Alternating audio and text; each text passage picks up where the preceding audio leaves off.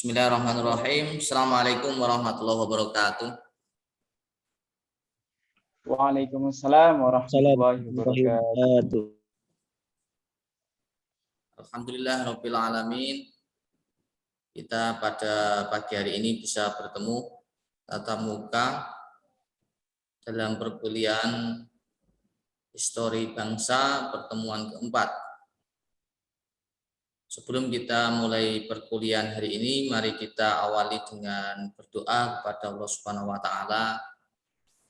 Semoga kita diberikan oleh Allah ilmu yang bermanfaat. Berdoa mulai.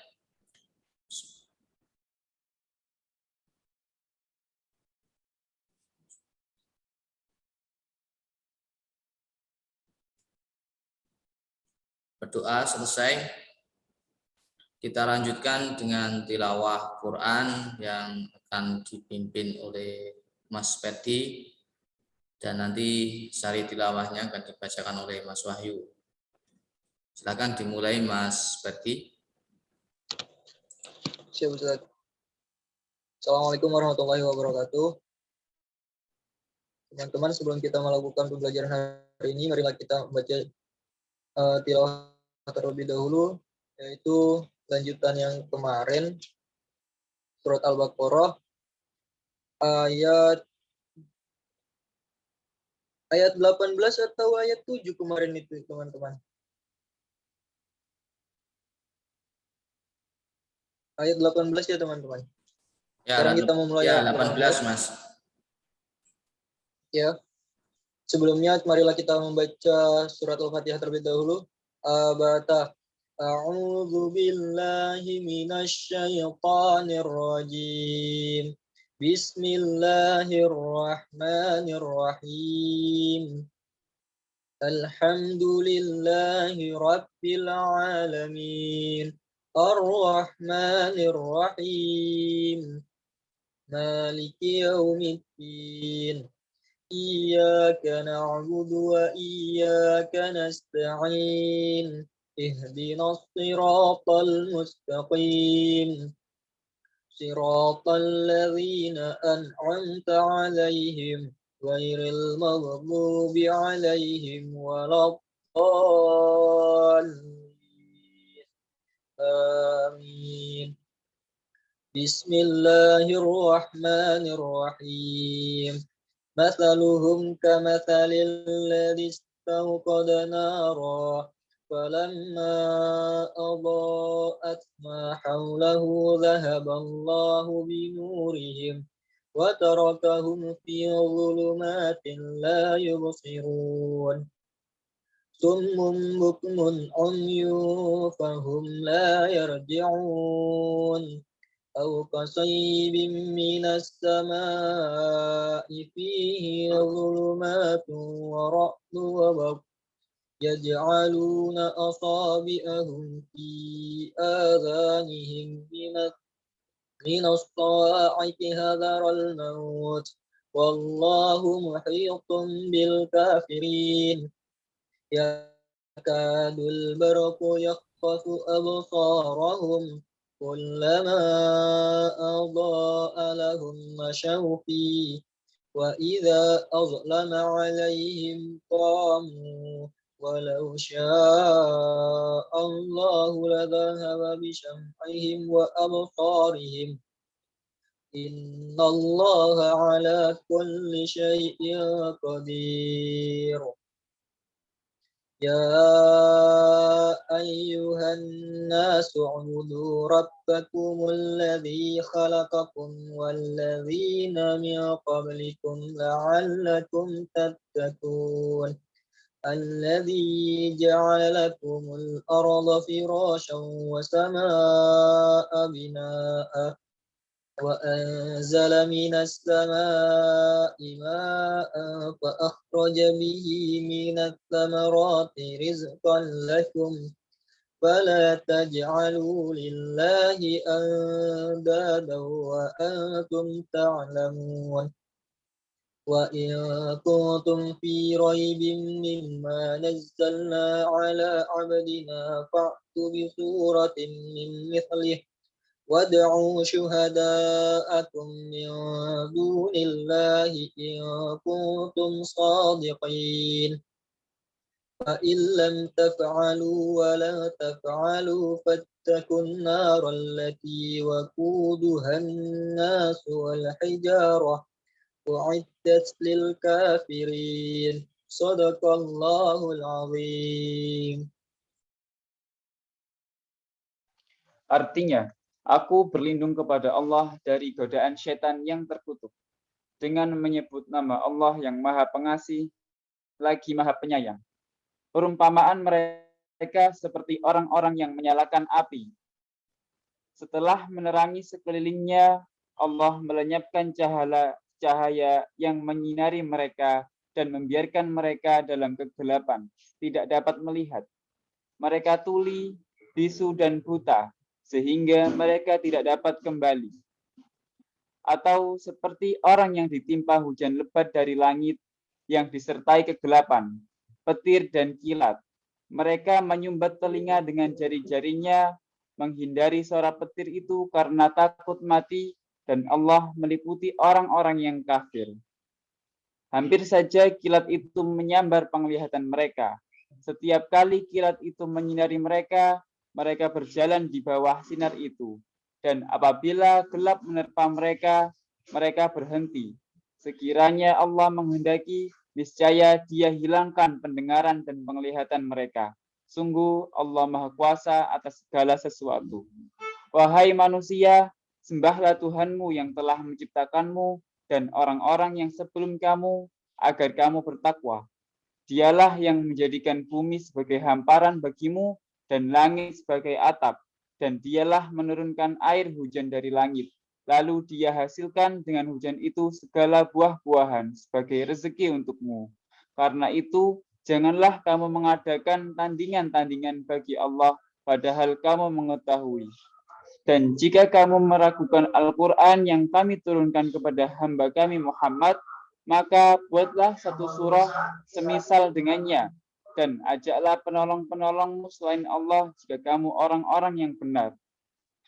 Jika kamu tidak mampu membuatnya dan pasti tidak akan mampu, maka takutlah kamu akan api neraka yang bahan bakarnya manusia dan batu, yang disediakan bagi orang-orang yang kafir. Maha benar Allah atas segala firman-Nya.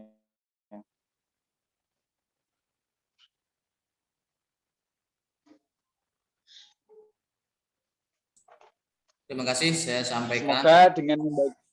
Ya. Ya, terima kasih ya Mas Ferdi, Mas Wahyu yang sudah memimpin tilawah pada pagi hari ini. Semoga dengan membaca Quran bersama-sama tadi kita diberikan keberkahan dalam menuntut ilmu. Saya mohon izin untuk share screen terlebih dahulu ya.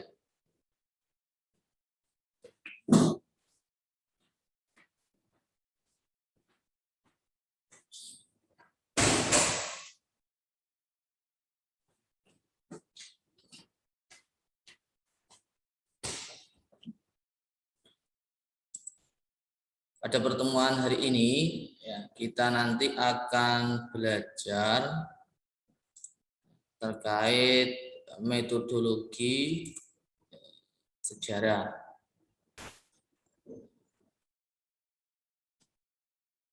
Nah, di dalam metodologi ini nanti akan sebagai pengantar ya. Teman-teman tidak hanya tahu apa ini materi sejarah yang harus nanti diajarkan ketika mengajar di SD, tetapi secara prinsipal pengetahuan nanti teman-teman akan mempelajari gitu ya, bagaimana sih ilmu sejarah itu dihimpun ya sehingga dapat menjadi ilmu. Screen saya sudah nampak, Mas Ferdi? Sudah, Ustaz. Baik. Nah, pentingnya metodologi sejarah yang pertama yakni kita hakikat sejarah ini untuk apa sih? Nah, pada dasarnya manusia ini setiap manusia pasti memiliki sejarah hidup ya. Dari awal dilahirkan di keluarga masing-masing sampai posisi saat ini gitu. Dari kecil dulu diasuh di keluarga, kemudian sekolah di SD di desa masing-masing ya, kemudian di SMP ke kota atau bahkan di luar kota gitu ya. Sampai hari ini kita di perguruan tinggi. Itu merupakan sejarah ya, sejarah. Seseorang yang mempelajari sejarahnya sendiri ya dengan tujuan untuk perbaikan, pasti dia akan lebih baik daripada waktu-waktu sebelumnya. Nah, makanya di sejarah itu ya untuk mengetahui masa lampau manusia. Caranya bagaimana? Ya, dengan mempelajari peninggalan-peninggalan, baik berupa dokumen, artefak, maupun keterangan lisan, ya, dokumen teks tertulis, ya, surat, ya, dan dokumen-dokumen lainnya yang itu bisa dijadikan alat ya atau bukti untuk nanti dianalisis menjadi bahan ilmu sejarah. Nah, teman-teman semuanya, kita tadi sudah menyinggung diri kita masing-masing ya. Kita ini memiliki sejarah gitu ya. Nah, apa manfaatnya sejarah? Ya, untuk peningkatan di masa saat ini dan yang akan datang lebih baik lagi. Saya ilustrasikan, mungkin Mas Perdi ketika di SD, dulu saya cita-citanya ingin jadi polisi. Ketika sudah mau menginjak SMP, ya, kemudian berkembang gitu ya. Oh, ternyata Pak Polisi itu kerjanya di lapangan, panas-panasan, siang, sore, bahkan sampai malam. Ternyata tidak menarik ini jadi polisi. Jadi pengetahuan tersebut berkembang lagi ya. Kemudian mau SMA, oh, nampaknya enak ini ya. Jadi seorang pejabat politikus gitu. Kerjanya di kantor, pakai mobil, banyak uangnya. Gitu. Itu pengetahuan awal ya, nampaknya enak gitu. Itu pun terus berkembang terus. Ya. Nanti setelah selesai SMA, ya seperti ini berpikiran lagi, ternyata pejabat juga tak enak gitu. Ternyata enak lebih jadi guru saja, gitu. Bisa mengamalkan ilmu. Sehingga saat ini yang dipilih oleh Mas Perdi adalah menjadi guru dengan kuliah di kampus keguruan. Itu adalah sejarah. Dan kita bisa ingat, ya, kalau kita mau tulis, ya, bisa saja itu menjadi cerita yang dapat menginspirasi kita, ya, teman kita, dan orang lain.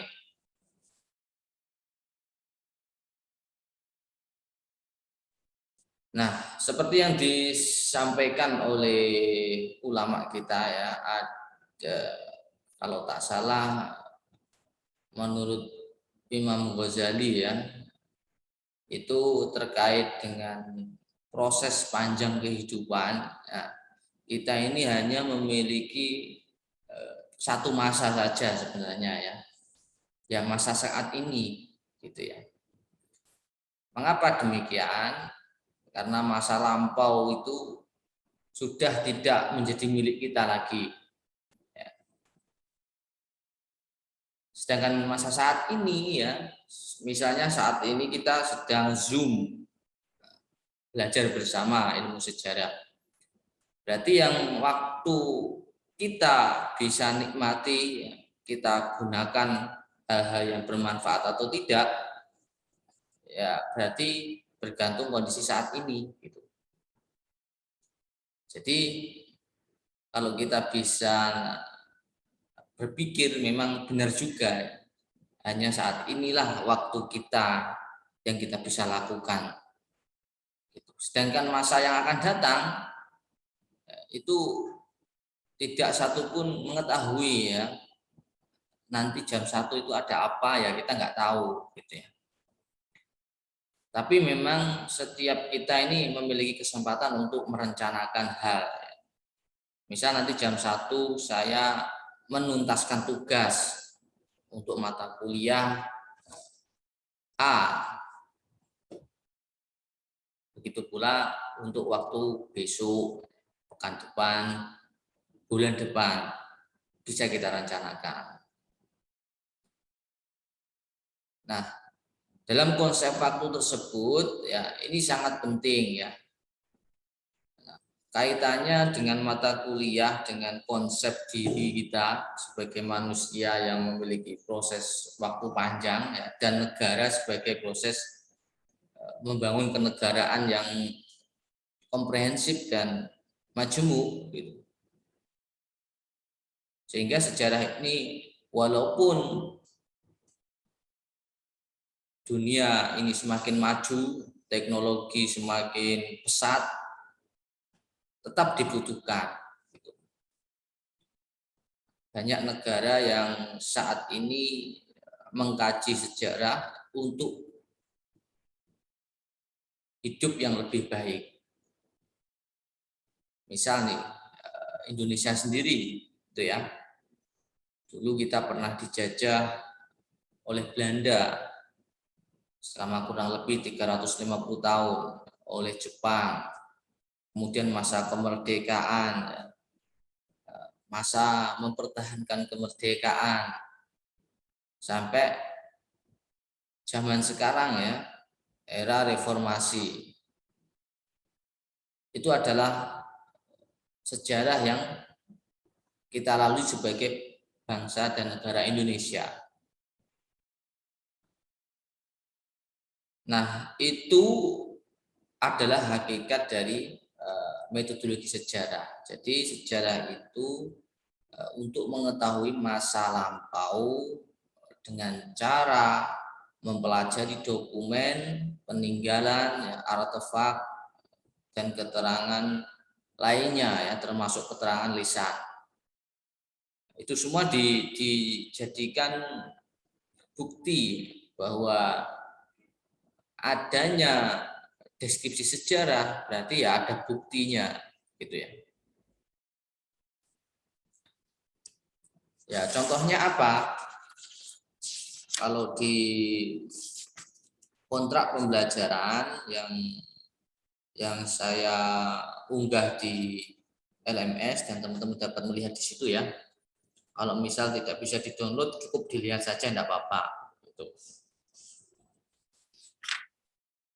Kita bisa mengetahui misalnya ada kerajaan Hindu pertama. Pada awal kerajaan-kerajaan perkembangan Indonesia di masa Indonesia atau zaman sejarah kuno. Kita sebutkanlah kerajaan Kutai. Di situ ada peninggalan yang disebut prasasti. Makanya kita bisa mengatakan ada kerajaan Kutai. Buktinya apa? Ya dibuktikan dengan prasasti. Prasasti apa yang ada di kerajaan Kutai? Kita mengenal ada prasasti Yupa. Apa isi prasasti Yupa? Yakni ada kerajaan ya yang di situ berkembang yang menjadi cikal bakal kerajaan Hindu Buddha kuno ya atau tertua di Indonesia. Tepatnya di mana? di Kalimantan Timur. Kapan waktu berdirinya? Nah, itu dapat dijawab melalui prasasti tersebut ya. Yakni pada abad ke-5 Masehi. Nah, kita juga bisa mengetahui karakteristik ya dari masing-masing kerajaan tersebut ya melalui peninggalan-peninggalan tersebut ya. Misal nih, kita kembali ke Kerajaan Kutai lagi. Kerajaan Kutai ada di Kalimantan Timur begitu ya. Bahkan kalau tidak salah sekarang ini masih berlanjut ya. Konsep pelestarian Kerajaan Kutai. Nah, Kerajaan Kutai ini bercorak India ya. Hal itu dibuktikan salah satunya tadi ya, ada prasasti Juba, ada prasasti Bukit Brubus yang ada di Muara Kaman, Kalimantan Timur. Mungkin teman-teman yang berasal dari Kalimantan bisa melihat ya, bisa mengunjungi museum di sana. Nah, selain tadi ada prasasti, kan ada dokumen-dokumen lainnya ya. Tetapi apakah dokumen ini harus dipenuhi semua dalam mempelajari ilmu sejarah? Tidak. Terkadang karena termakan oleh zaman ya, bukti-bukti sejarah tersebut hilang ya, dimakan usia ya, yang seharusnya bisa diselamatkan ya, karena itu di alam ya bisa saja dimakan rayap ya, lapuk, kena sinar matahari, hujan ya, terus menerus gitu. Sehingga hanya beberapa dokumen saja atau bukti prasasti saja yang bisa ditemukan. Memang kebanyakan jika kajiannya di waktu modern ya biasanya berupa prasasti gitu ya. Ya dokumen yang berbentuk lembaran-lembaran biasanya hilang ya. Hilangnya ya, karena dimakan oleh waktu ya, karena proses pelapukan tersebut ya diurai oleh organisme. Seperti di Kutai tadi ya, itu tidak ada naskah kuno ya. Keberadaan kerajaan Kutai tersebut yang mengatakan dia berjirikan India begitu. Tetapi memang Kutai ini ya pernah menjalin kerjasama ya dengan negara Cina melalui perdagangan dan hubungan luar negeri. Nah, misalnya mengenai catatan yang ditulis di naskah kuno ya pada abad ke-5 bahwa di situ ada kerajaan Kutai dan ada beberapa kerajaan di Sumatera yang tertulis di abad 5 dan ke-6 Masehi. Nah, Indonesia ini kan negara kepulauan. Kerajaan Kutai di Kalimantan ya, kemudian kerajaan yang lainnya berkembang di di Sulawesi, di Sumatera, di Jawa yang itu dipisahkan oleh laut. Tetapi hal itu bisa disambungkan ya dengan usaha ekspansi kerajaan.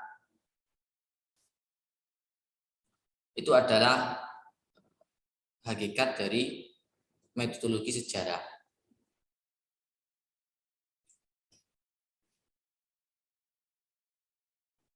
Berikutnya, apa sih yang dimaksud metodologi sejarah ya?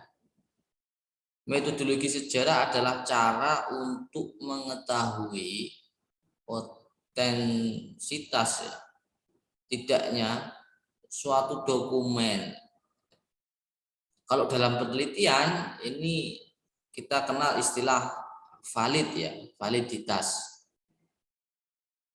Valid ini absah ya, atau ampuh atau benar-benar apa adanya. Nah, otensitas ini ya benar atau tidaknya dokumen, ya, serta relevansi tidaknya dengan permasalahan yang hendak dituliskan, ya, sebagai karya sejarah.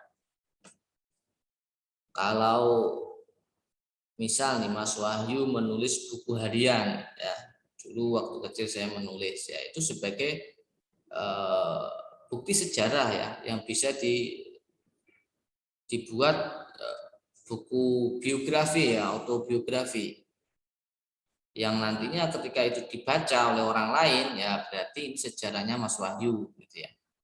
Nah, ternyata dulu Mas Wahyu ini penuh perjuangan. Hal itu dibuktikan ke sekolah, ya, membantu berjualan orang tua misal. Nah, dari bukti-bukti tersebut, ya, kemudian ini ditulis, gitu, ditulis. Jadilah itu sebuah karya sejarah. Jadi dapat kita simpulkan bersama bahwa buku-buku sejarah yang kita baca, ya, atau sumber referensi lainnya yang beredar di pasaran, ya, atau di perpustakaan sekolah kita dulu, itu merupakan hasil dari metodologi sejarah, sehingga itu bisa dibaca. Dari situ kita bisa tahu, ya, deskripsi dari masing-masing yang kita baca dari sejarah tersebut, ya. Mulai dari namanya apa, kemudian berada di mana, terus tahun berapa, buktinya apa, kisah sejarahnya bagaimana, semakin komplit. Nah, dalam perkembangan metodologi sejarah juga, ya, sekarang sudah semakin canggih, ya, dengan pemanfaatan teknologi untuk mencari bukti-bukti sejarah, ya, sekarang dilakukan, gitu ya, untuk melengkapi karya sejarah. Makanya sejarah itu berkembang terus, ya. Yang sebelumnya deskripsinya misal hanya sampai ke pertanyaan apa, di mana, kapan, bisa dengan adanya penemuan baru, ya, misal ditemukan prasasti lagi, ya, itu bisa melengkapi. Jadi semakin banyak bukti otentik lainnya yang bisa ditemukan, hal itu akan semakin menyempurnakan karya sejarah. Gitu. Jadi sedikit berbeda, ya, metodologi sejarah dengan metodologi kajian ilmu yang lainnya. Misalnya metodologi penelitian dalam pendidikan. Tetapi juga kalau kita ingin terapkan metodologi sejarah dalam pendidikan, ya, misal perjalanan SD-nya Mas Amar misal, juga bisa. Dulu tidak terakreditasi, sekarang sudah terakreditasi. Yang sekarang bangunannya cuma 1, sekarang berkembang menjadi 5, bahkan di tingkat, ya, sampai lantai 3, misal seperti itu. Itu merupakan karya sejarah. Nah, bukti-bukti otentik tadi, ya, berupa peninggalan, ya, itu dilampirkan di situ, ya, sebagai bukti nyata itu adanya sejarah. Jadi kalau teman-teman ingin menulis sejarahnya sendiri bisa, ya, menulis. Kalau teman-teman pergi ke perpustakaan, itu pasti melihat, ya, tokoh-tokoh sukses itu pasti ada biografinya. Biografi misal B.J. Habibie, Buya Hamka, presiden, itu hampir ada semua, ya. Jadi orang-orang sukses itu biasanya ditulis, ya, biografinya. Itu bisa kita baca dan kita pelajari, ya, mengapa dia bisa gagal, mengapa dia bisa berhasil, apa sih tips dan triksnya, itu bisa kita tiru. Jadi manfaat sejarah adalah untuk perbaikan di masa saat ini dan masa yang akan datang. Jangan sampai kita sudah mempelajari sejarah kita, tetapi hal yang sama pula kita ulangi lagi sehingga menjadi kesalahan yang serupa. Nah, itu adalah apa ya namanya, mengulangi kesalahan yang sama. Ya akhirnya ya nggak berkembang. Gitu. Misalnya dulu di SMA saya jarang ya atau males belajar sehingga nilai saya jelek ya, tidak pernah mengumpulkan tugas, datang juga terlambat. Nah, apakah hal itu mau kita ulangi? Ya, itu bergantung dari kita masing-masing. Misal Mas Wahyu, Mas Amar, ya, dan yang lainnya mau lebih baik lagi, ya tentunya berkaca dari hal yang pernah dilakukan di SMA tersebut.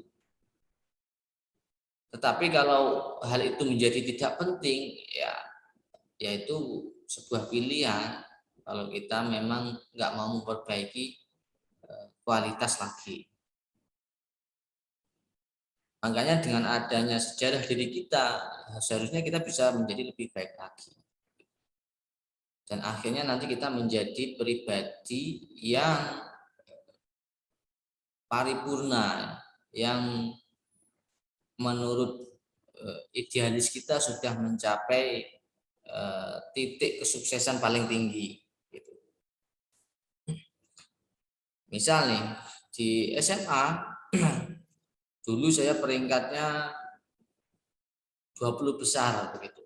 Supaya ini lebih meningkat dan lebih baik lagi, maka hal-hal yang bisa saya lakukan ya tidak mengulangi kesalahan terdahulu. Gitu. Jadi ini ditingkatkan. Nah itu berkaitan dengan komitmen diri teman-teman semua ya. Kalau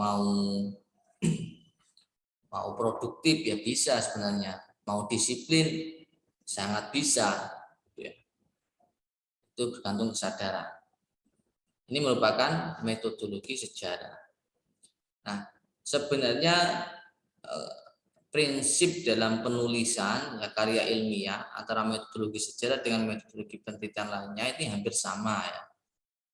Bahwa ada dapat dijadikan karya apabila itu ada buktinya, ada dokumen atau datanya. Sama nanti teman-teman ketika mau menulis skripsi.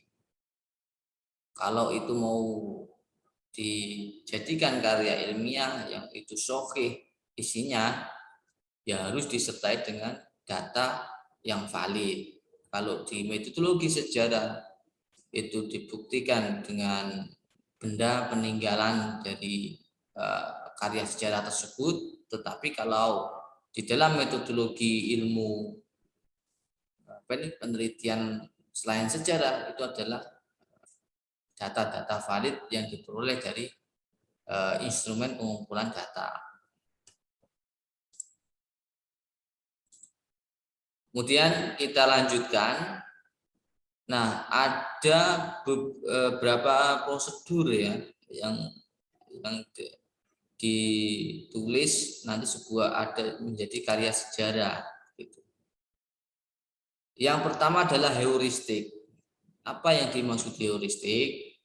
Ini suatu kegiatan yang berkaitan dengan upaya mencari dan menemukan data-data mentah ya, raw material sesuai dengan tujuan dari penelitian.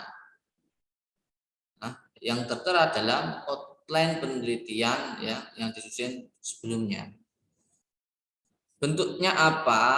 Ya, ini ada tekstual, ya, dokumen, koran, majalah, buku, surat, dan bentuk sejenisnya yang itu bisa kita jadikan bukti sejarah. Yang kedua non tekstual ya berupa foto, gambar, peta, karikatur sejaman, lisan, kebendaan dan audiovisual. Jadi semua hal itu bisa dijadikan bukti sejarah. Ini namanya heuristik. Yakni mencari data mentah. Apakah data mentah itu langsung bisa kita jadikan karya sejarah? Ya tidak ya. karya sejarah ya buku sejarah ya. Ya, ini data mentah heuristik kemudian harus diverifikasi terlebih dahulu ya ke tahap 2.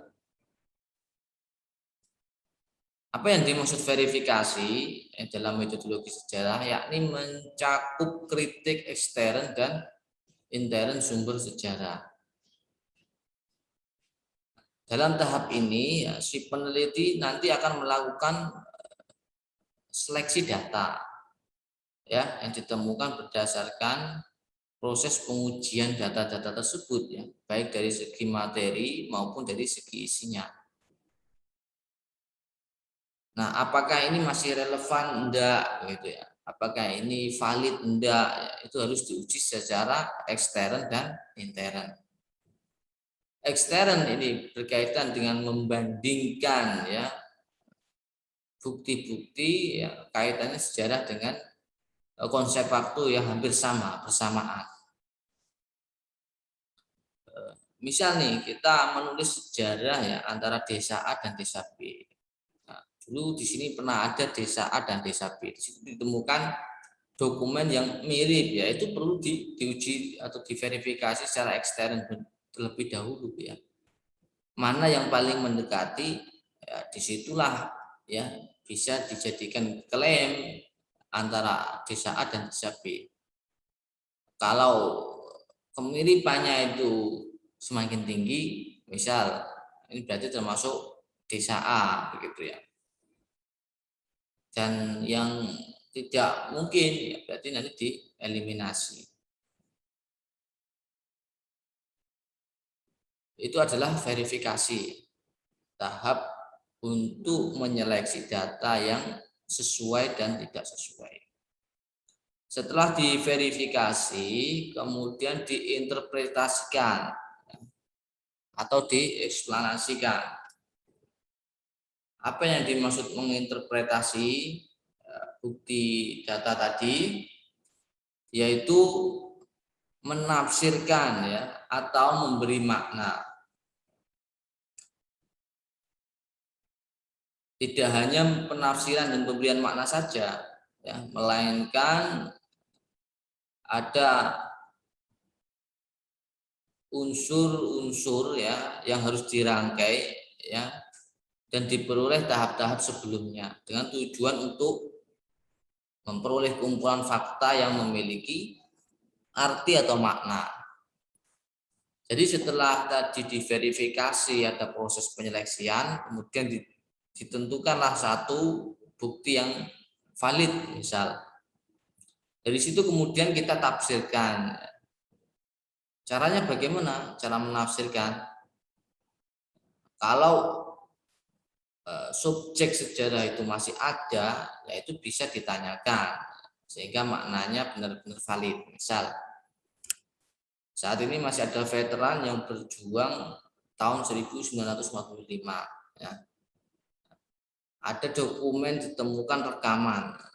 Rekamannya ini maksudnya ada pidato. Nah, apakah pidato tersebut kemudian bisa langsung diterjemahkan? Tidak. Itu harus diinterpretasikan dengan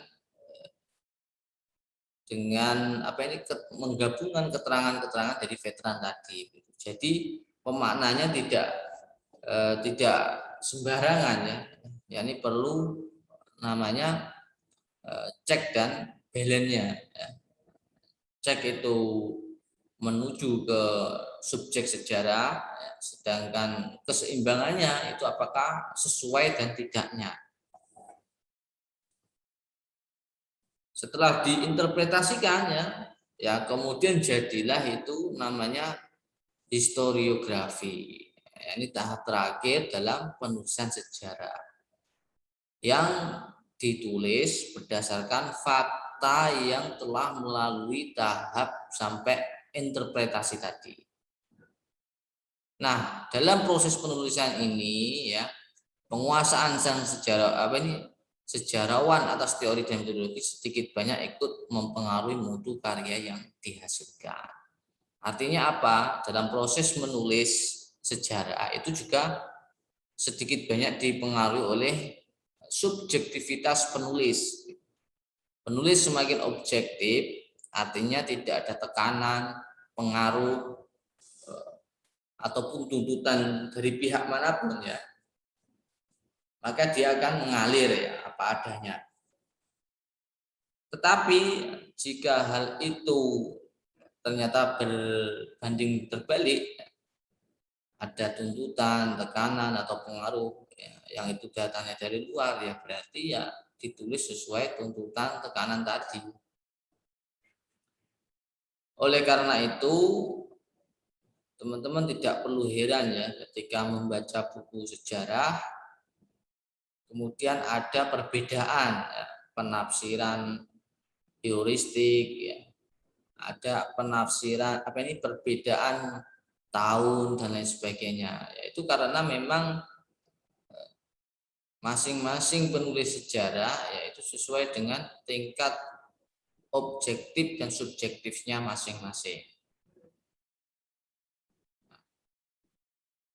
Terus kita untuk mengetahui yang benar yang mana, ya berarti ya kita perlu membandingkan ya antara karya sejarah satu dengan banyak karya yang lainnya. Biasanya ya buku sejarah yang isi ceritanya hampir sama, yaitu kemungkinan kevalidannya semakin besar. Jadi kita dapat memilih secara mayoritas. Tetapi juga kita tidak bisa menyalahkan ya seandainya ada pembanding yang itu menjadi pembeda. Makanya itu perlu dikembangkan lagi. Apakah memang betul seperti itu? Sehingga nanti dalam pembuatan sejarah itu semakin baik lagi. Nah, teman-teman dapat menulis sejarahnya sendiri-sendiri ya, yang itu bisa dituangkan dalam bentuk ya, cerita buku harian, atau ditulis di blog, ya, ditulis atau membuat video di YouTube yang diunggah di sana ya. Itu adalah dalam rangka membangun sejarah kita masing-masing. Semakin banyak karya yang kita tinggalkan, ya semakin lengkap nanti ketika ingin menceritakan atau mendeskripsikan sejarah kita. Gitu ya.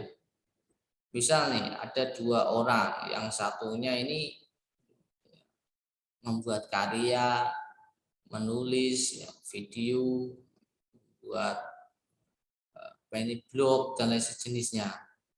Itu lebih mudah nanti untuk diceritakan ya, karena memang karyanya banyak. Berbeda dengan orang yang dia nggak produktif, nggak punya karya, ya orangnya ada ya, tetapi tidak ada bukti otentik lainnya. Mana sih buktimu kamu pernah sekolah? Nah, ini saya memiliki ijazah, memiliki transkrip. Berbeda ya dengan tadi nggak memiliki bukti-bukti, maka itu tidak bisa ditulis sebagai sejarah. Makanya kalau kita ingin kalau kita ingin menginspirasi orang lain yang melalui sejarah kita, maka kita harus produktif untuk berkarya agar bisa seperti tokoh-tokoh yang memiliki biografi. Ini berkaitan dengan metodologi sejarah. Dari sini ada yang ditanyakan, nanti akan saya lanjutkan dengan materi berikutnya. Ya, Ustaz. Silakan. Izin bertanya, Ustaz. Oke. Tadi saya lihat di awal itu hakikat dan definisi daripada metodologi sejarah ya, Ustaz ya. Yang ingin saya tanyakan, kita itu kalau saya sendiri ya Ustaz, senang sekali dengan sejarah-sejarah yang diceritakan oleh orang lain. Nah, yang sejarah tersebut kita kan belum tahu nih validasinya benar atau tidak, tapi kita senang mendengarkan kayak gitu, Ustaz. Nah, untuk pengambilan data penelitian untuk cerita-cerita seperti itu apakah valid atau bagaimana Ustaz tanggapan Ustaz mengenai hal tersebut. Kita mengambil sampel penelitiannya itu dari apa yang kita dengar, Ustaz. Terima kasih. Oke, baik. Berarti ini pertanyaannya bagaimana cara mengetahui kevalitan ya atau keabsahan dari karya sejarah gitu ya. Katakan kita membaca buku sejarah orang terkenal ya, atau kita membaca sejarah nabi gitu ya. Nah, saya contohkan misal teman-teman membaca tarikh nabi ya atau sejarah Nabi Muhammad gitu. Nah, di situ kan pasti banyak versi gitu ya. Banyak versi. Nah, ciri-cirinya buku yang itu valid ya, dan itu bisa dipertanggungjawabkan kebenaran tidaknya ya, bergantung dari kualitas referensi yang ada di dalamnya. Misal nih, kan ada banyak buku karya sejarah yang menuliskan sejarah Nabi Muhammad ya, gitu ya. Mulai dari ulama A, B, C, D, banyak sekali. Nah, kalau kita membaca mungkin dari segi alur berbeda, dari segi bukti juga berbeda. Nah, ya di situ kita bisa melihat ya, mengcross checknya, referensinya dari mana. Gitu. Kalau di situ membicarakan sejarah Nabi, ya berarti di situ banyak membicarakan bukti adanya Nabi itu apa? Biasanya kan hadis, gitu ya. Tuh. Jadi semakin banyak hadis yang dikutip di situ dan itu menjadi buku cerita sejarahnya perjalanan hidup Nabi Muhammad, berarti itu semakin valid. Nah, kita cek lagi apakah hadis yang dipakai dalam buku tersebut itu hadis sahih atau hadis hadis dhaif ya, atau hadis palsu.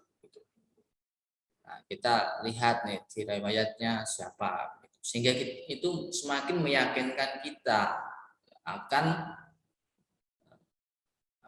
kebenaran dari karya sejarah tersebut. Terus cara yang ketiga ya, itu kita bisa melihat penulisnya siapa dengan membaca biografi gitu. Semakin mengarah kepada keprofesionalan dia dalam menulis ya, karena memang keahliannya memang menulis sejarah ya, berarti di situ ya valid gitu, dapat kita katakan valid ya. Apalagi sekarang era digital ya, kita dapat menelusuri dengan mudah ya, dengan membuka website ya, atau kita googling, ketik di situ apakah betul. Di situ akan banyak rujukan yang mengarah ke biografi si penulisnya. Kan biasanya ada deskripsi nama, tanggal lahir, aktivitas, pendidikan, prestasi, karyanya apa, itu biasanya sangat lengkap ya. Itu biasanya di Wikipedia itu ada. Jadi semakin jelas nanti apakah karya yang kita baca itu valid atau tidak. Nah, selama kita belum menemukan itu, ya nampaknya sangat sulit ya, Mas Darjat dan teman-teman semua, ya untuk mengetahui apakah ini valid atau tidak. Makanya keterampilan berpikir seseorang itu ada berapa tingkatannya. Tingkatan orang awam ya, itu biasanya dia taklid ya, atau mengikut saja gitu ya. Misalnya ada orang dianggap solih ya, saya ngikut saja lah, nggak tahu gitu. Itu tingkatan orang awam. Kemudian ada orang tingkatannya itu kritis ya,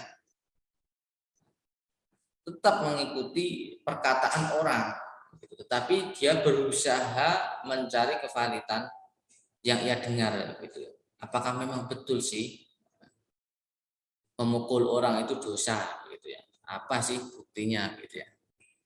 Apakah memang benar ya ini membaca surat Al-Kahfi itu merupakan sunnah ya? Mana hadis yang menunjukkan itu? Kita coba cari gitu. Biasanya semakin banyak artikel yang mengulas tentang subjek tersebut, ya berarti kita itu semakin valid ya. Tapi kalau semakin terbatas dan hanya satu, misalnya ada satu, ya berarti itu perlu kita cross check lagi ya dengan cara kita tadi seperti yang saya jelaskan di awal. Terus tingkatan ketiga, ya, dia tidak hanya mencari ya, jadi mencari kesopekan ya, mana bukti atau sumber yang merujuk pada yang saya dengar tadi, tetapi mencoba membandingkan ya dengan pendapat orang lain. Makanya teman-teman, apalagi sekarang sudah tingkatan mahasiswa, harus tingkatannya lebih lebih kritis ya, minimal dikritis tadi ya, tidak hanya mengikuti apa kata orang, tetapi teman-teman harus bisa mengecek kembali apakah memang betul sih, kalau memang betul sumbernya apa gitu. Kalau itu berkaitan dengan syariah ya kita cek di Quran dan hadis gitu ya. Kalau kita masih belum menemukan jawaban, kita cek di buku karya para imam mazhab gitu ya, para ulama fikih ya, berkaitan dengan ibadah begitu. Sehingga ini sangat penting. Itu Mas Derajat, ada tanggapan? Iya, Ustaz. Terima kasih. Oke, nampaknya tadi ada yang angkat tangan ya, Mas Amar. Ada pertanyaan? Ya Ustaz. Ini Ustaz, untuk tadi kan ada yang diucapkan tuh masa lalu biarlah berlalu Ustaz. Tapi kan masa lalu atau sejarah juga kan harus dibenarkan ya Ustaz. Terus saya pernah baca beberapa artikel dan dengar juga dari beberapa channel YouTube, bahkan Ustadz itu menjelaskan bahwa Indonesia itu sebenarnya itu tidak dijajah selama 350 tahun, Ustadz. Ada beberapa artikel itu, dan kebanyakan artikel itu menjelaskan bahwa Indonesia itu dijajah selama, ada yang bilang 40 tahun, 50 tahun, bahkan 20 tahun. Baik di artikel maupun di kanal YouTube yang lainnya. Nah, kalau untuk masalah perbaikan sejarah melalui metodologi historis ini atau sejarah ini, apakah bisa Ustaz ya, walaupun apa ya kan tadi Ustaz bilang metodologi sejarah ini dibutuhkan secara langsung lah benda-benda peninggalan atau apapun itu. Tapi kalau sekarang kan sejarah datangnya awal mulanya Belanda kan kita nggak tahu apa bendanya. Yang saya tahu itu sejarah awal mula Belanda datang itu karena apa ya? Belanda itu menginginkan rempah-rempah untuk peninggalan kan kurang tahu, nggak ada lah Ustadz istilahnya. Nah itu bagaimana Ustadz kalau bahannya itu cuman referensi-referensi saja Ustadz, tidak peninggalan Ustadz. Apakah bisa dibenarkan sejarah tersebut? Oke, baik. Terima kasih Mas Amar. Ini terkait dengan kevalidan lagi ya. Ya boleh kita membaca artikel itu sebagai bukti sejarah, adanya sejarah di dalam beberapa karya tulis sejarah gitu. Nah, ya perlu kita cross check seperti cara yang saya jelaskan di awal tadi Mas Amar ya. Kita cross check penulisnya siapa, referensinya apa. Kalau sudah merasa yakin ya berarti itu bisa kita anggap itu valid. Tetapi jika ada karya lainnya yang itu bertentangan ya berarti ini sudah ada perbedaan. Yang satu menulis 40, yang satu menulis 350 gitu. Mana yang betul gitu ya. Maka kita harus mencari referensi lainnya lagi. Tidak cukup hanya satu penulis dengan beberapa artikel, tidak cukup. Maka harus dibandingkan dengan penulis-penulis lainnya. Makanya tadi di materi saya jelaskan ya, banyak sekali faktor ya yang mempengaruhi sebuah karya sejarah itu bisa dikatakan valid atau tidak. Termasuk tadi kan ada objektivitas dan subjektivitas dari si penulis. Jadi tidak hanya bukti real yang mengatakan karya sejarah itu didukung oleh bukti tadi ya, seperti dokumen, artefak, ya, prasasti. Tetapi memang ada penulis yang mungkin ya, dia karena disuruh oleh pemerintah akhirnya menulis sekian gitu. Makanya dalam dalam kita membaca artikel untuk mengetahui si penulis ini dia independen atau tidak, ya berarti kita perlu mengecek kembali ya.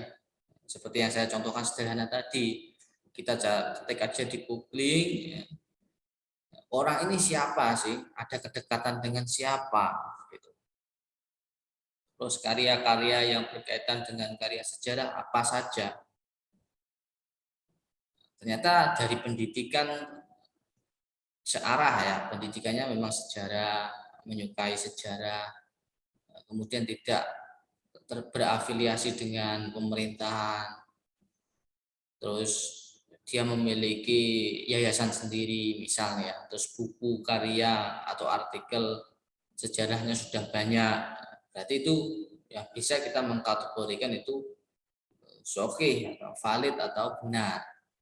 Tapi selama itu belum, ya berarti memang keraguan kita ini perlu kita jawab ya dengan mengecek kembali sumber-sumber yang lainnya. Kita bandingkan saja ini yang betul yang mana gitu. Kita ambil yang mayoritas saja. Gitu. Itu yang paling aman gitu ya. Karena memang karya tulis itu dibandingkan dengan karya tulis ya itu apa ya seimbang. Tapi kalau karya tulis kemudian dibandingkan dengan verbal, misal menurut ceramah si A, si B, yaitu tidak bisa. Bisa saja yang mereka gunakan ya, itu ya kita nggak tahu ya. Kalaupun kita ingin mencari tahu ya kita bisa menanyakan kepada yang memberi ceramah atau kita dengar tadi. Itu Mas Amar. Ada lagi tanggapan? Gini Ustadz, saya juga pernah baca ini langsung dari dulu itu ada satu seorang ilmu hukum yang keturunan Belanda juga Ustadz. Itu langsung menyaksikan lah tahu ceritanya juga. Lalu ditulis dalam suatu artikel dan emang valid Ustadz artikelnya itu. Terus kenapa di buku PKN itu khususnya di SD yang seharusnya kan Indonesia secara benar-benar gitu secara fakta bahwa Belanda itu kan menjajah Indonesia itu 20 tahun lah Ustadz, bisa dibilang 20 tahun. Tapi kenapa Bung Karno, kenapa di buku PKN sampai sekarang itu dijelaskan 350 tahun Ustadz? Karena kan faktornya itu secara sejarah kenapa harus dikatakan 350 tahun. Jadi karena jadi zaman dulu itu agar Belanda itu bisa mengukuhkan penjajahannya itu di Indonesia kepada Inggris Ustaz. Jadi kenapa sekarang itu masih ditulis 350 tahun di buku PKN?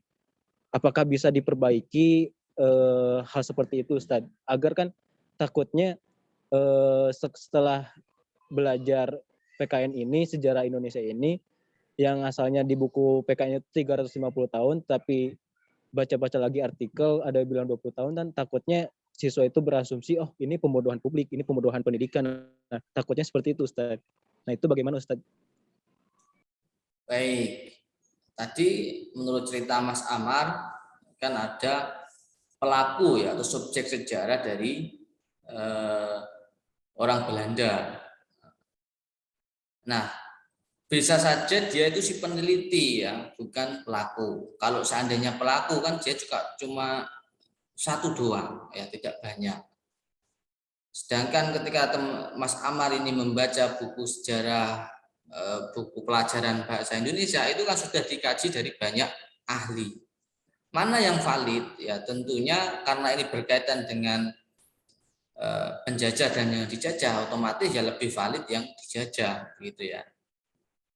Misal nih ya, Mas Amar ini memiliki adik ya, memiliki dua adik. Nah, di dalam perjalanannya ya, dua adiknya Mas Amar ini ada hubungan muamalah ya, misal hutang ya dengan orang gitu ya. Nah, kita cara mengecek yang benar yang mana ya perlu kita klarifikasi gitu ya. Baik yang dari adiknya Mas Amar tadi ya dengan si yang hutang ya, orang lain ya. Itu kita perlu cek ya ketiganya. Buktinya apa ya, di mana. Makanya kasus hukum itu ya si pengacara membuktikan sebuah kebenaran itu tidak cukup hanya dari sudut pandang pelaku dan korban ya. Tapi harus dibuktikan dengan saksi. Makanya saksi ini ya disumpah begitu. Nah, ketika Mas Amar posisinya ingin mengecek apakah buku sejarah ini betul atau tidak, tadi benar ya.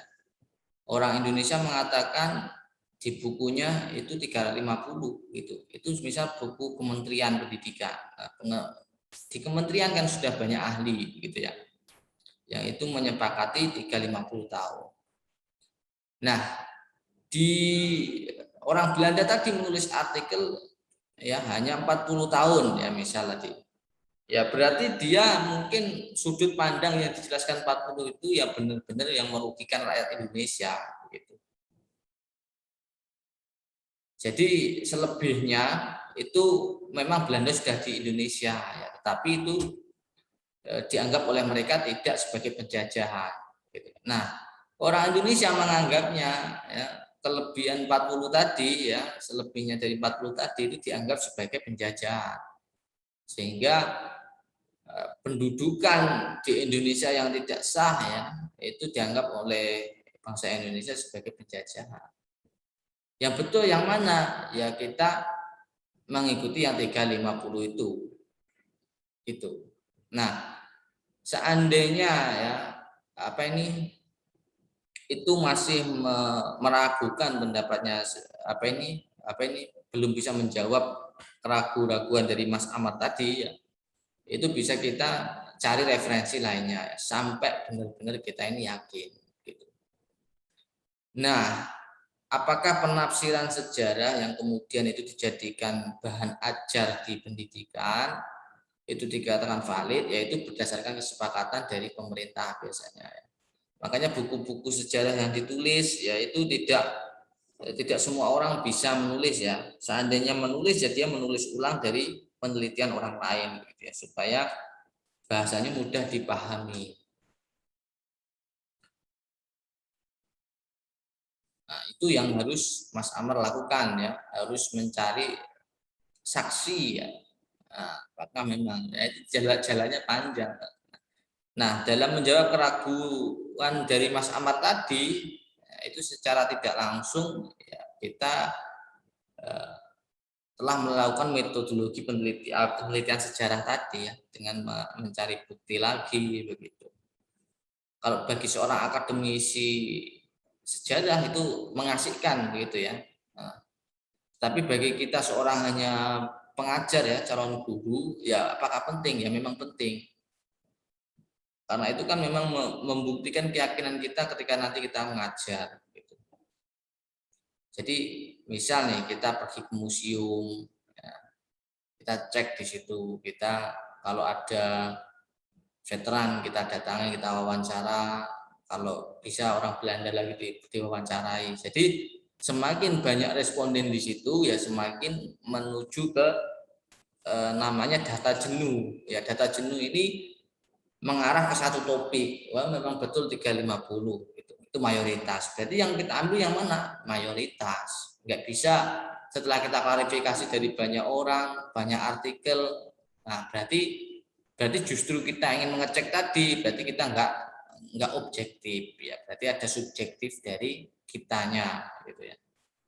Makanya untuk pembuktian ini ya tidak bisa kita ini apa ya menjustifikasi salah satunya betul atau salah. Misal si penulis tadi sangat betul gitu ya, ya karena memang misal nih Mas Amar nggak suka dengan bangsa Indonesia misal, atau sebaliknya itu salah begitu, karena Mas Amar memang ya saya nggak suka memang begitu ya, sehingga nggak perlu dibuktikan. Nah, adanya rasa tahu, keingintahuan ya, dan untuk menjawab keraguan-keraguan tadi, ya berarti memang kita mau berpikir lebih baik ya, lebih kritis lagi daripada yang sudah ada sekarang ini. Jadi berkembang terus. Jadi sangat mungkin berkembang ya. Seandainya Mas Amar ingin mendalami ya, apakah mana yang betul 40 atau 350 tahun? Ya harus berarti membandingkan dengan artikel-artikel tadi. Barulah nanti menjadi karya ilmiah sejarah yang ditulis oleh Mas Amar gitu. Gitu Mas Amar.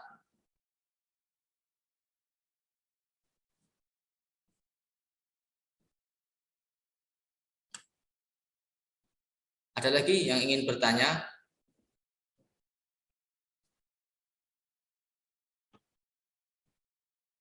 Cukup ya.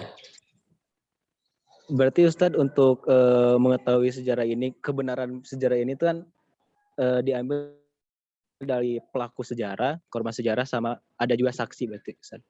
Betul. Betul ya. Okay. Yang Ustadz, paling benar itu adalah bukti otentik ya Mas Amar. Kalau dalam ilmu sejarah ya. Kalau tadi saya mengilustrasikan itu adalah hukum ya, ilmu hukum. Kalau ada saksi itu.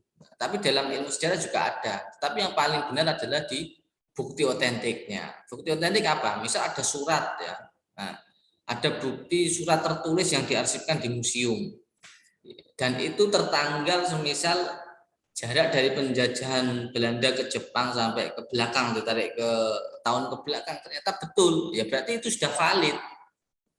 Tidak perlu mengecek klarifikasi karyanya orang Belanda tadi atau karyanya orang Indonesia, nggak perlu dicek. Berarti kita ikuti dokumen valid tadi, gitu ya, nggak perlu cari saksi atau apa, karena di situ dokumennya sudah jelas, gitu.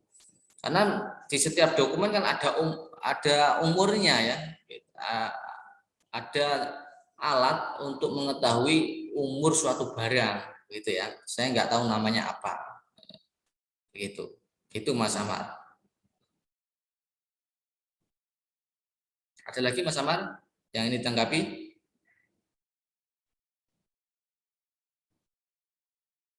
Cukup. Oke, kalau cukup, ini saya akan coba tampilkan ya LMS dari asinkronus pertemuan kemarin ya. Di asinkronus kemarin,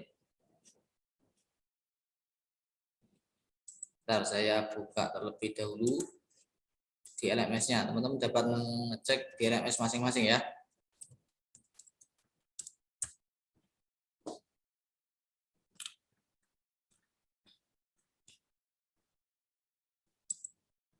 Silahkan dibuka LMS-nya.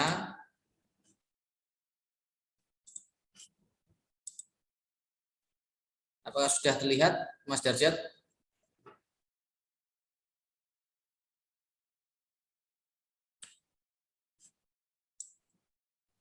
Mas Wahyu? Di screen-nya? Sudah terlihat Ustaz. Oke, Sudah. Di pertemuan kemarin ya kita asinkronus ya, yakni membuat rancangan media pembelajaran Ini sudah ada deskripsinya ya. Pada pertemuan ini silakan mahasiswa membuat rancangan media pembelajaran. Rancangan tersebut memuat draft awal yang nantinya digunakan sebagai bahan bimbingan ke dosen. Nah, misalnya membuat video dokumenter sejarah dengan mengunjungi museum. Ini sampai ke skenario pengambilan gambar di museum. Setelah saya cek tadi baru 3 orang ya, ini tambahan 1 ya, setelah tapi terlambat ini. Tadi sebelum mata kuliah ini dimulai saya sudah nilai begitu ya. Itu mungkin sudah nampak nilainya. Yang mengumpulkan disiplin pasti saya nilai 100. Jadi ada 3 orang yang sudah mengumpulkan. Nah, nampaknya belum ada yang belum ada yang membuat draft seperti deskripsi di sini ya. Kalau rata-rata ini baru identitasnya yang dibuat di detail saya. Nah, draft awalnya ini belum dibuat ya. Draft awal, kemudian setting dan buktinya. Nah, supaya ini lebih terstruktur ya, pekan depan silahkan membuat langsung di medianya ya. Nanti draft awal itu akan kita bimbingkan sampai nanti menjadi sebuah karya yang benar-benar bagus. Nanti saya buatkan folder untuk ya pengembangan media gitu ya. Di situ nanti silahkan dikumpulkan di situ. Kalau yang membuat video ya video, membuat kartu gambar ya kartu gambar ya, membuat kunjungan museum secara daring silahkan. Silakan nanti dikumpulkan supaya nanti ada hal yang kita bisa perbaiki. Jadi nanti sebelum pertemuan ini sampai ke 8 itu teman-teman sudah jadi medianya, sehingga di pertemuan 9 dan seterusnya tinggal nanti cara mengajarnya yang kita perbaiki bersama. Jadi silakan dikumpulkan ya nanti media pengembangan media tahap awal. Ada pertanyaan?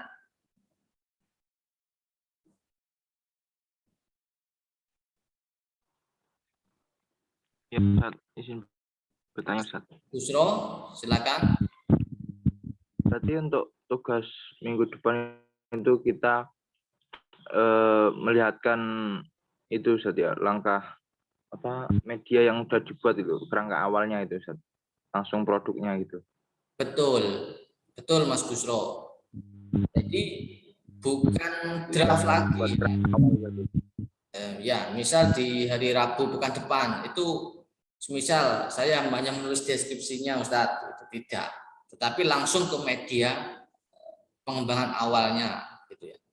Nanti di situ kita akan presentasi dan diskusi satu persatu. Ya. Jadi saling memberikan saran, saling menguatkan dan memberikan arahan ya supaya lebih baik. Sehingga nantinya itu benar-benar layak menjadi sebuah media dan dapat digunakan di SD.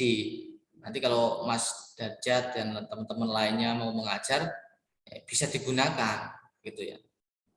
Jadi tidak hanya untuk kepentingan mata kuliah ini saja, tapi bisa digunakan nanti di SD. Kalau misal ada guru lain yang minta izin menggunakan medianya ya kita bolehkan. Silakan ya, langsung membuat, pekan depan kita diskusikan bersama. Jadi, nanti saya sediakan folder di situ untuk mengunggah ya. Kalau misal bentuknya video ya diunggah URL-nya gitu ya. Nanti kita diskusikan satu persatu di situ. Jadi sudah ada pengembangan awalnya ya, bukan hanya deskripsi dari media nanti saya buat seperti ini Ustadz. Tapi tidak ada yang dibuat ya berarti itu termasuk belum. Jadi silakan dibuat videonya seperti ini, ada yang ditunjukkan gitu. Gitu Ada pertanyaan lagi?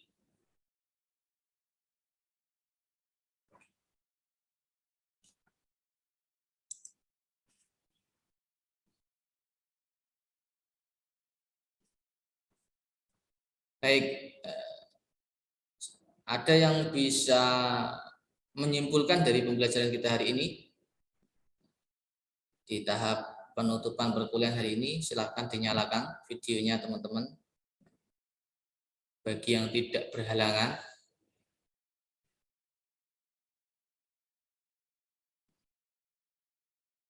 Oke, kita cek ya. Dari Mas Alif ya. Apa Mas Alif yang didapat dari perkuliahan ini tadi? Bisa diulangi secara singkat.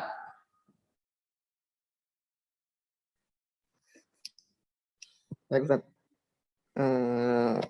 Kalau dari saya, yang saya tangkap tadi itu sejarah itu cerita masa lampau yang pernah kita alami atau setiap orang itu pasti mengalaminya, dan tentunya harus ada subjek, terus lagi tadi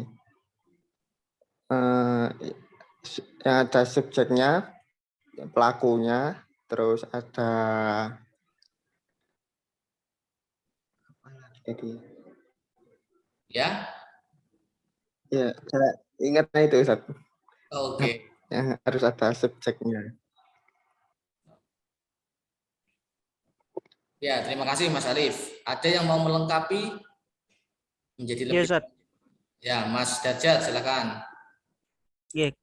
Dari pembelajaran yang sudah kita pelajari tadi, yaitu dari definisi baik hakikat maupun definisi secara istilah metodologi penelitian sejarah, metodologi sejarah, yaitu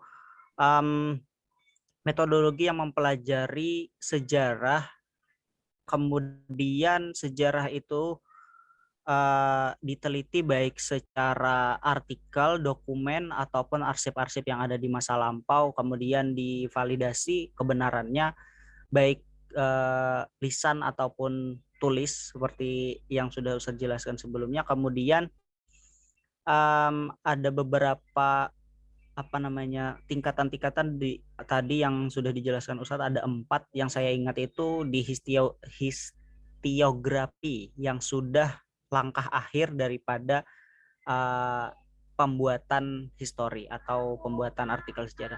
Mungkin seperti itu, Ustaz. Terima kasih. Oke, terima kasih Mas Dajjal. Dari definisi sudah ya, sampai tadi ada penulisan karya sejarah ya, historiografi. Ada yang kurang? Ada lagi yang mau menyempurnakan?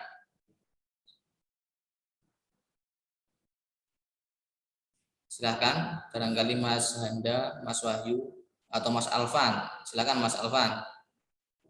Ya, sedikit melengkapkan dari yang Mas Dajjal tadi itu kan tentang prosedur metodologi sejarah itu ada 4. Yang pertama itu heuristik, lalu yang kedua ada verifikasi, setelah verifikasi ada interpretasi. Nah, yang terakhir adalah yang telah disebutkan tadi oleh Mas Dajjal, yaitu historiografi. Oke, sudah saling melengkapi ya.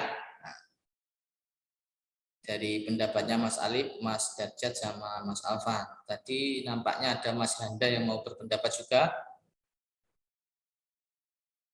Silakan Mas Handa.